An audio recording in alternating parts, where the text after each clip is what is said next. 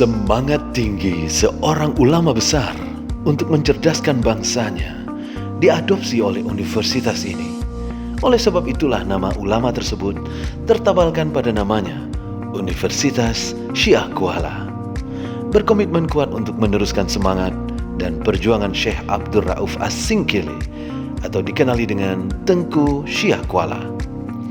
Sejak institusi ini didirikan pada 2 September 1961, seluruh sivitas akademika yang bernaung di dalamnya bertekad dan berupaya keras untuk menjadikannya sebagai institusi yang inovatif, mandiri dan terkemuka, berbekal semangat kejujuran, keikhlasan, dan kebersamaan.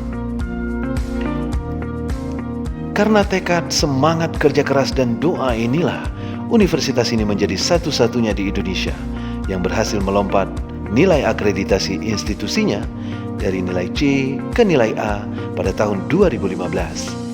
Dan 3 tahun kemudian institusi ini memperoleh perubahan status dari satuan kerja menjadi status Badan Layanan Umum atau BLU. Saat ini Universitas Syiah Kuala berada di peringkat 23 nasional dan sedang memperkuat berbagai sisi untuk menapaki peringkat yang lebih baik dan lebih baik lagi di masa depan. Salah satu sisi yang terus diperkuat adalah bidang penelitian dan pengembangan. Universitas Syiah Kuala saat ini telah memiliki 2 pusat unggulan IPTEK atau PUI binaan Kemenristek-Dikti atau Kemendikbud RI, yaitu Pusat Riset Tsunami dan Mitigasi Bencana atau Tsunami Disaster Mitigation Research Center atau lebih dikenal dengan TDMRC, serta Pusat Penelitian Atsiri atau Atsiri Research Center atau lebih dikenal dengan ARC. Kedua PUI ini didukung oleh fasilitas laboratorium yang memadai, serta sejumlah hibah penelitian baik nasional maupun internasional. TDMRC telah lama berkiprah untuk berkontribusi secara signifikan dalam berbagai riset kebencanaan serta mitigasi bencana di seluruh dunia. Tidak hanya melakukan riset dan mempublikasikan hasil risetnya, TDMRC juga melakukan berbagai bentuk diseminasi materi kebencanaan kepada masyarakat, baik di tingkat lokal, nasional, maupun internasional. TDMRC bahkan terlibat aktif beberapa kali untuk ikut memformulasikan solusi bagi negara-negara yang menghadapi atau rawan bencana.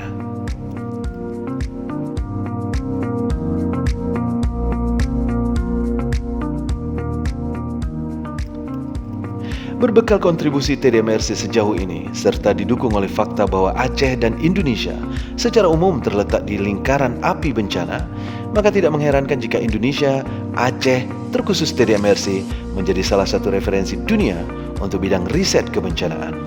Bahkan salah satu rekomendasi yang terlahir dari kenduri kebangsaan di BIRN 2020 lalu, yaitu menjadikan Universitas Syiah Kuala dengan TDMRC-nya sebagai pusat studi kegempaan berskala internasional.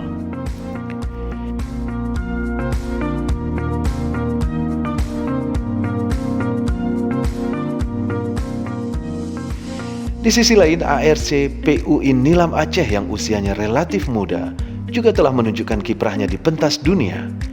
Pusat unggulan IPTEK ini diarahkan untuk menjadi pusat pengembangan IPTEK terkait nilam yang berskala nasional dan bahkan internasional.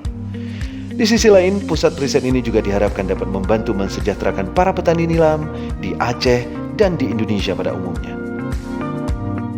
Sejak awal, ARC memang lahir dari kesepakatan 4 pihak utama yang disebut Quadruple Helix, yaitu Universitas Syiah Kuala, pemerintah daerah, para pebisnis, dan masyarakat.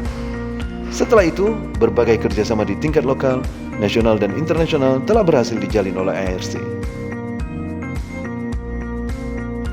Terakhir, ARC menggandeng 2 perusahaan Prancis, yaitu Netgreen dan PT General Aromatic, untuk mengoptimalkan pemanfaatan minyak nilam Aceh di kancah internasional.